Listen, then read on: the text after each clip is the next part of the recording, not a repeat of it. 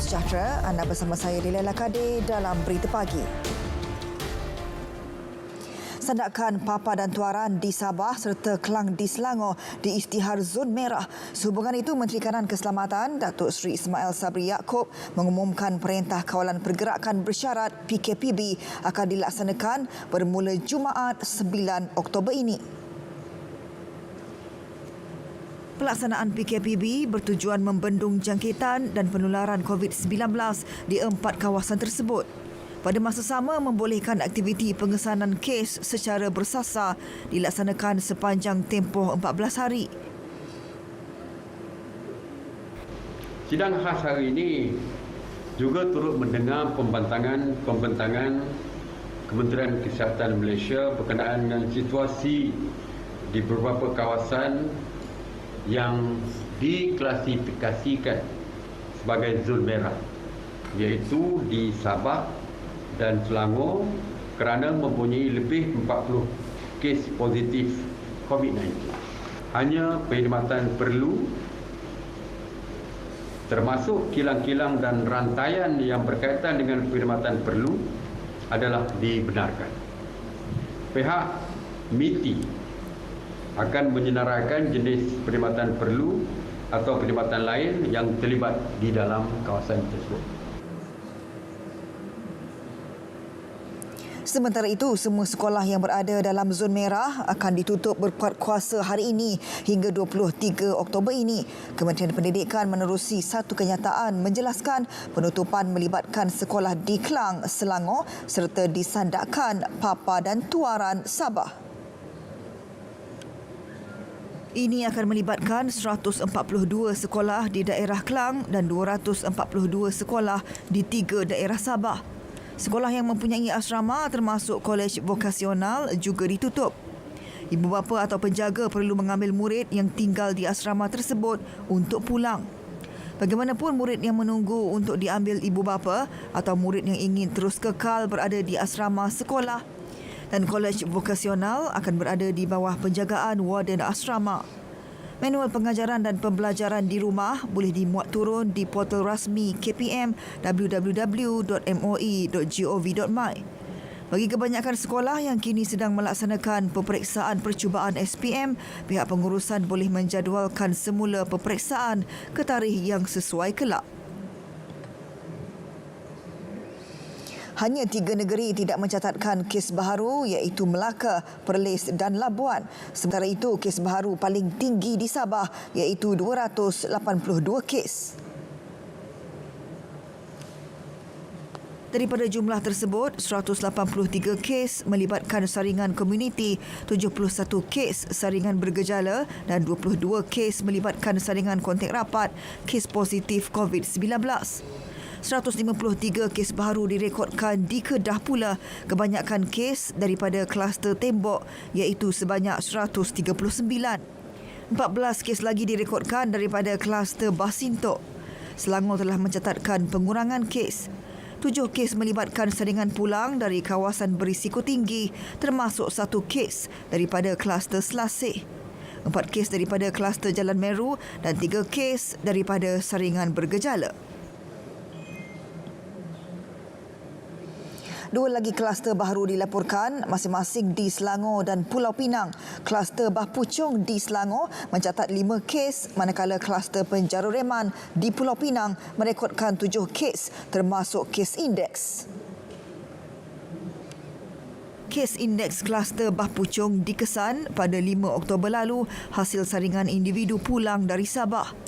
Kes indeks kluster itu melibatkan 3 kes positif di daerah Petaling, Selangor. Saringan kontak rapat mengesan 2 lagi kes positif COVID-19 di Perak iaitu di daerah Larut, Matang dan Selama serta daerah Kinta.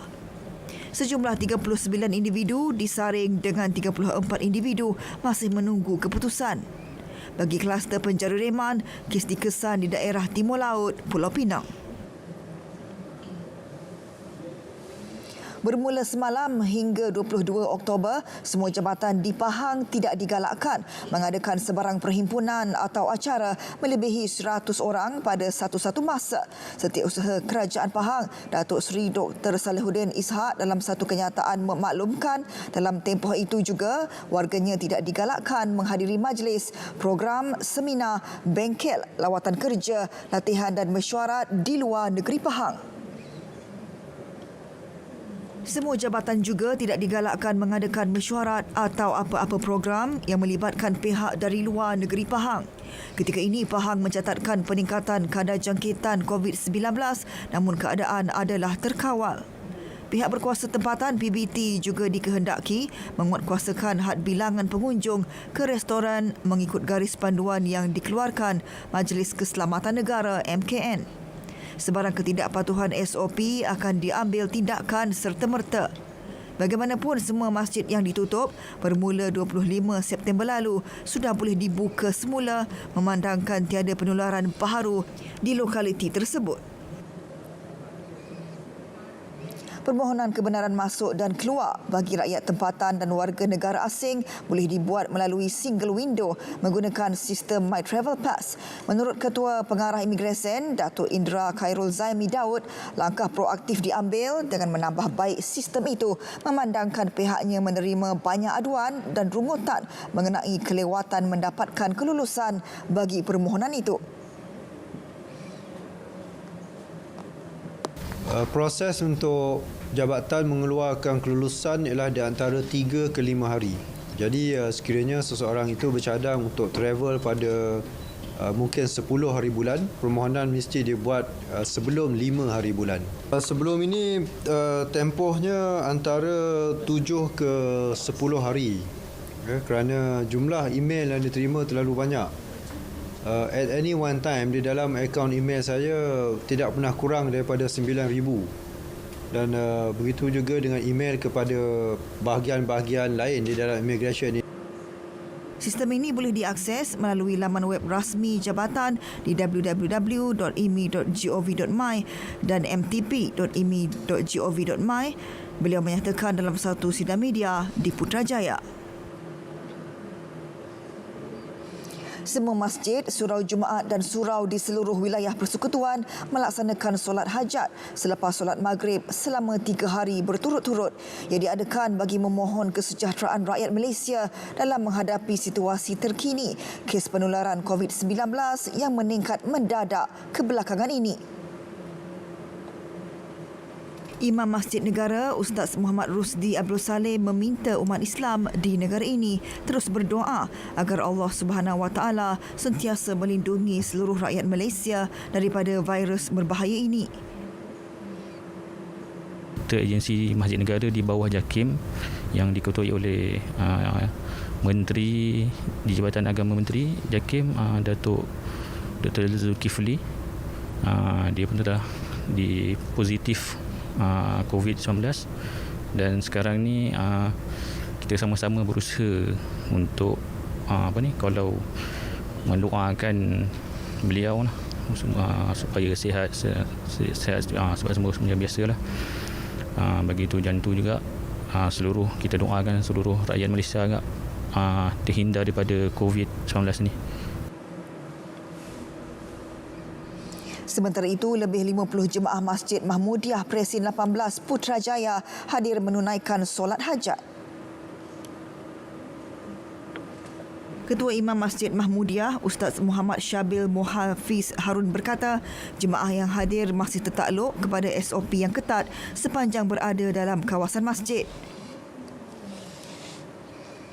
Hari jemaah yang hadir sentiasa memakai face mask ketika hadir untuk solat berjemaah dan mereka masih lagi membawa sejadah lah sebagai salah satu inisiatif untuk mengelakkan diri daripada terkena jangkitan, dan juga kalau dapat kita lihat penjarakan sosial di antara seorang jemaah dengan jemaah yang lain 1 meter, dan jemaah-jemaah yang hadir juga akan mendaftar terlebih dahulu menggunakan aplikasi MySejahtera, menggunakan hand sanitizer dan juga mengesan suhu mereka lah.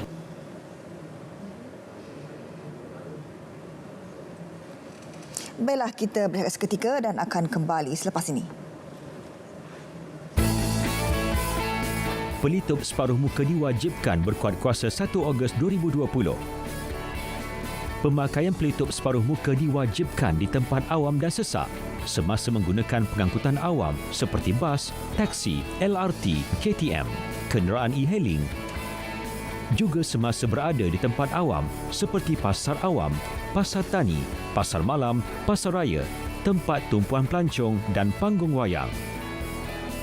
Tidak diwajibkan memakai pelitup separuh muka semasa menggunakan kenderaan persendirian. Kanak-kanak berusia 2 tahun ke bawah dan kanak-kanak juga tidak digalakkan dibawa ke tempat awam yang sesak. Tidak diwajibkan memakai pelitup separuh muka ketika melakukan aktiviti fizikal serta semasa bersenam atau beriadah.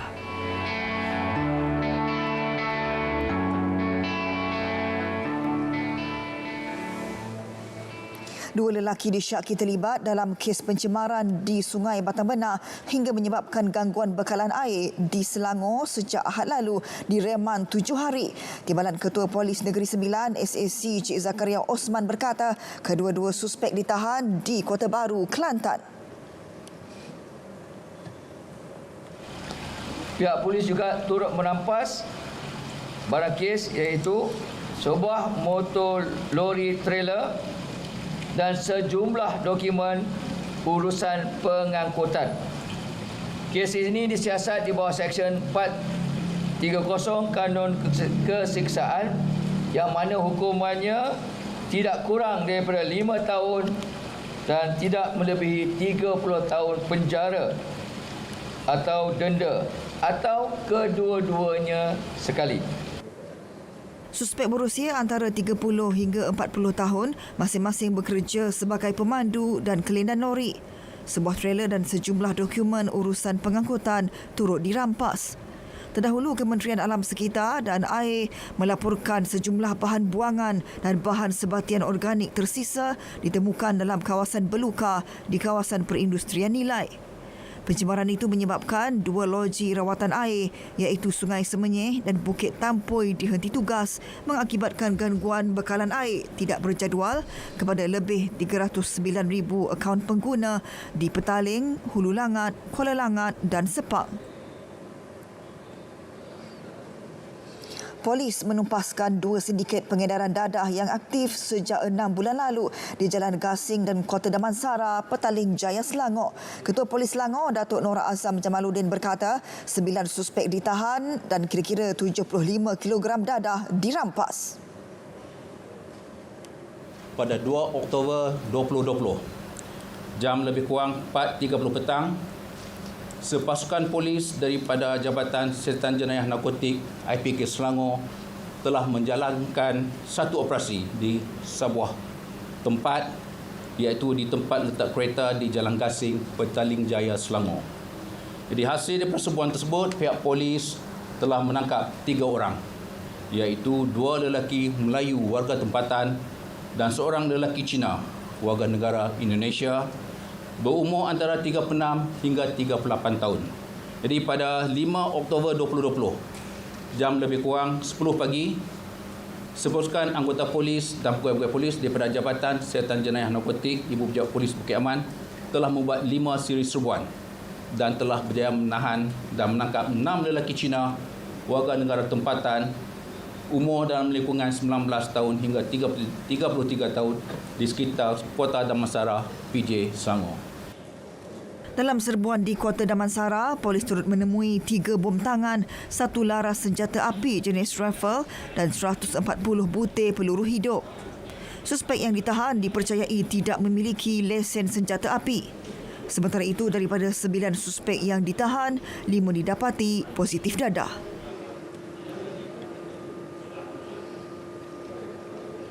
Agensi Antidadah Kebangsaan ADK mensasarkan 12 kawasan hijau bagi projek rintis membasmi penyalahgunaan dadah secara bersepadu tahun ini.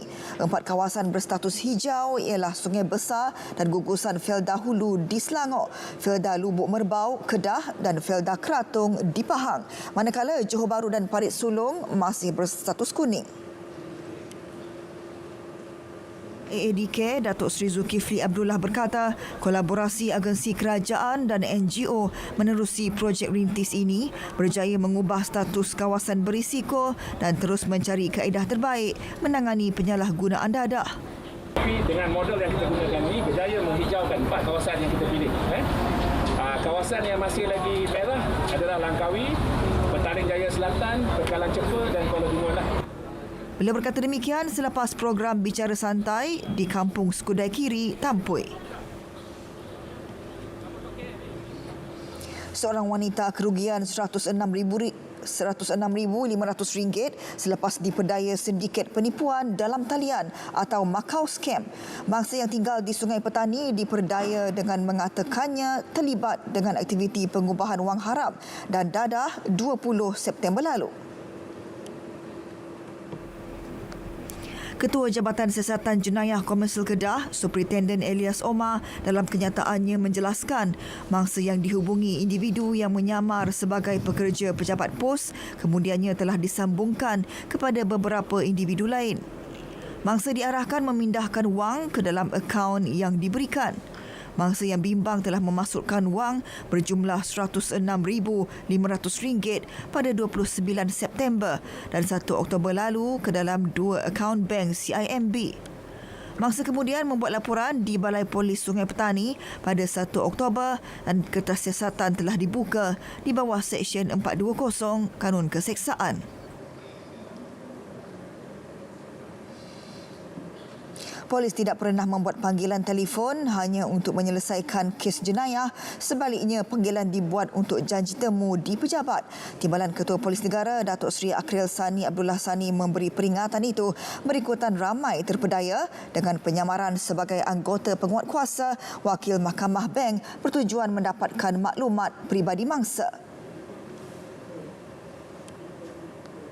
Telefon hanya digunakan oleh pihak berkuasa untuk memanggil orang ramai ke pejabat. Tidak ada telefon digunakan untuk minta nombor akaun bank, minta nombor password. Satu lagi, apa yang digunakan yang kita kesan ialah mereka orang ramai, orang awam. Dia tidak mendakwa daripada bank atau semua, dia tidak mendakwa daripada jabatan-jabatan pihak berkuasa. Dia kata gini, "Encik, minta maaf, saya rasa saya punya OTP termasuk dalam encik punya handphone." Itu pun janganlah kita percaya. Sejak Januari hingga September lalu, 14,000 kes penipuan jenayah cyber dilaporkan dengan nilai kerugian lebih RM400 juta. Datuk Seri Akril berkata demikian selepas merasmikan seminar pengukuhan siasatan jenayah komersial dan pelancaran portal dan aplikasi Semak Miul. Aplikasi itu membolehkan pengguna menyemak akaun bank dan nombor telefon yang mempunyai rekod jenayah. Polis membuka kertas siasatan ke atas pemasangan 3 kain rentang di Johor Bahru, Johor yang mempunyai mesej mengaibkan dengan niat menggagu ketenteraman awam dalam negeri. Ketua Polis Daerah Johor Bahru Selatan, SCP Muhammad Fazli Muhammad Zain menerusi kenyataan memaklumkan 3 kain rentang tersebut digantung di 3 lokasi berasingan iaitu Jejantas Sungai Chat, Jejantas Danga Bay dan Jejantas Crystal Crown. Maklumat berkenaan kain rentang tersebut diterima daripada orang awam. Kes disiasat mengikut Seksyen 504 Kanun Keseksaan kerana sengaja mengaibkan dengan niat ingin memecah keamanan. Pihaknya memohon kerjasama orang ramai menyalurkan maklumat bagi membantu polis menjalankan siasatan. SOP pengurusan bencana banjir dijangka akan dimuktamadkan tidak lama lagi menjelang musim tengkujuh yang dijangka awal November ini. SOP itu perlu selepas mengambil kira keadaan negara berdepan pandemik COVID-19 ketika ini. Ketua Sekretariat Pengurusan Bencana Negeri, Lieutenant Colonel Pertahanan Awam, Cik Adam Abdul Rahman berkata, SOP itu meliputi penyediaan makanan di Pusat Pemindahan Sementara PPS dan operasi menyelamat. Latihan simulasi akan diadakan dalam masa terdekat kepada semua petugas termasuk media bagi melancarkan segala urusan berkaitan pematuhan SOP di PPS seluruh negeri. Di dalam menghadapi cabaran monsun timur laut ini, kita masih berada dalam pengurusan bencana wabak COVID-19 yang mana kebiasaan baru yang kita harus terapkan kepada semua sekali. Dan insya-Allah pihak Sekretariat Pengurusan Bencana juga merancang untuk melakukan latihan bagi menghadapi pengurusan di Pusat Pemindahan Sementara ataupun PPS dengan cara normal baru. Sebab kita tidak boleh lagi mengamalkan dengan cara-cara yang terdahulu di pusat-pusat pemindahan. Maksudnya setiap pusat pemindahan tu SOP-nya bagaimana makanan diambil, tidak ada lagi gotong royong untuk memasak dan sebagainya.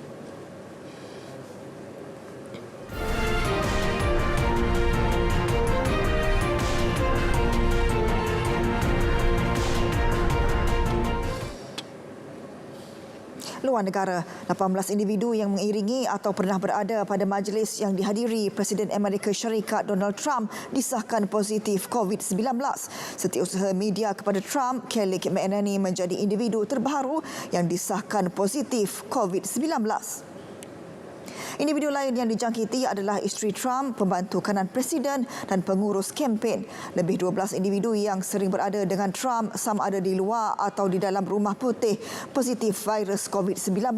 Sebagai langkah bagi menangkis gelombang kedua pandemik, Gubernur New York telah mengumumkan sekatan baharu lebih ketat di beberapa lokasi dengan kadar jangkitan COVID-19 yang tinggi.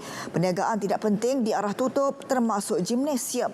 Sebarang bentuk perjumpaan sosial juga dilarang, manakala bilangan individu di tempat ibadat dihadkan kepada 10 orang di zon merah. Peningkatan kes berlaku adalah akibat engkar protokol kesihatan. Virus maut COVID-19 telah meragut lebih 216,000 nyawa di seluruh Amerika Syarikat.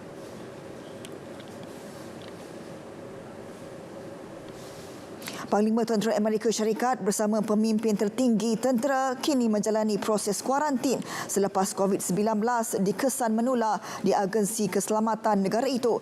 Sebelum ini, Pentagon memaklumkan 8 kematian akibat COVID-19 dalam kalangan anggota yang berkhidmat dengan Angkatan Tentera Simpanan Amerika Syarikat. Ketika COVID-19 merebak di Pentagon, Jabatan Pertahanan Negara menegaskan tiada perubahan terhadap kesediaan operasi atau kemampuan misi Angkatan Bersenjata Amerika Syarikat. Presiden Donald Trump disahkan positif COVID-19 minggu lalu dan dimasukkan ke hospital untuk rawatan lanjut. Berikutan itu, Pentagon mengumumkan Ketua Angkatan bersama pemimpin tertinggi tentera termasuk Jeneral Mark Milley diarahkan menjalani kuarantin. Mereka disahkan negatif sandingan COVID-19 namun perlu menjalani kuarantin selepas ada kontak dalam mesyuarat minggu lalu dengan Komander Tentera Laut Laksamana Charles Ray yang disahkan positif. Sehingga kini COVID-19 telah menjangkiti 7.7 juta penduduk di Amerika Syarikat.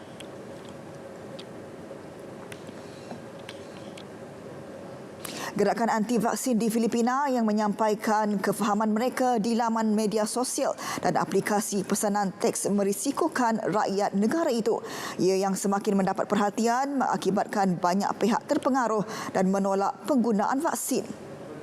Kadar imunisasi kanak-kanak turut merosot dengan kadar pematuhan yang mencapai 87% pada 2014 turun kepada 68% ketika ini. Kempen besar-besaran yang dipolitikkan sehingga menyebabkan penarikan balik vaksin denggi pada 2017 dilihat sebagai salah satu punca gerakan anti-vaksin kembali berleluasa. Pakar kesihatan turut mendedahkan penyebaran maklumat salah berkaitan pengambilan vaksin merosakkan keyakinan terhadap semua jenis imunisasi. Ia secara langsung mengakibatkan wabak campak dan polio muncul semula tahun lalu. Ketika ini, jumlah pengikut kumpulan anti-vaksin di laman Facebook di Filipina sudah mencecah 500,000 orang.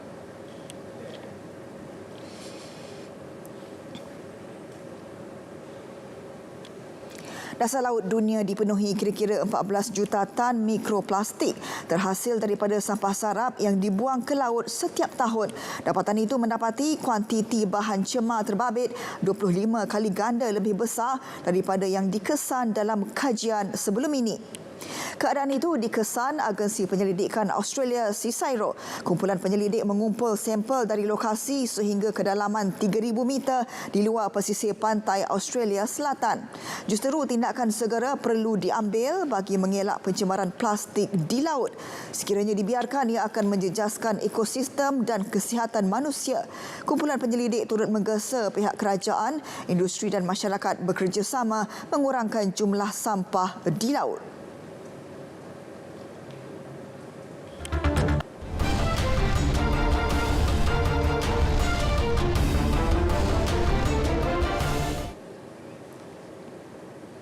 Berita sukan, pemain skuash lelaki nombor 1 negara Eng Yan Yao tidak meletakkan sasaran tinggi dalam kejohanan terbuka Qatar yang dijadual berlangsung November ini.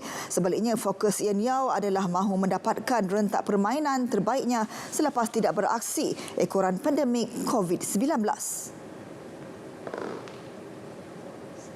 Sasaran saya untuk reach the third round again, this time around untuk reach the round, and for me it's just to see how I compare against the top players again, sebab dah lama tak main tournament kan, so that would be my first one, and to play good squash again lah, and yeah, definitely to try and look at reaching the third round. Beliau berkata demikian selepas hadir menyaksikan pusingan awal kejohanan skuash kebangsaan kali ke-32 di Bukit Jalil. Yan Yao tidak menyertai kejohanan kebangsaan tahun ini kerana dijadual berlepas ke Bristol, England bagi menyambung pengajian dan latihan di negara itu.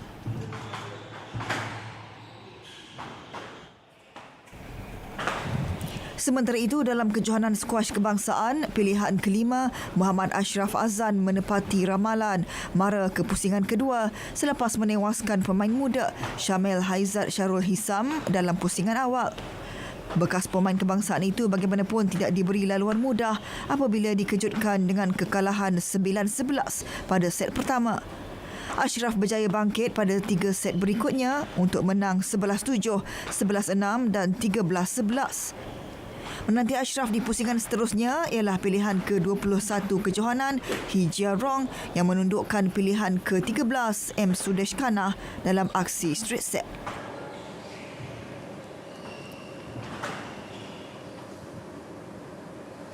Bila berita pagi berakhir di sini, terima kasih atas kesetiaan anda bersama Berita RTM. Kita belum menang, sama-sama putuskan rantaian COVID-19.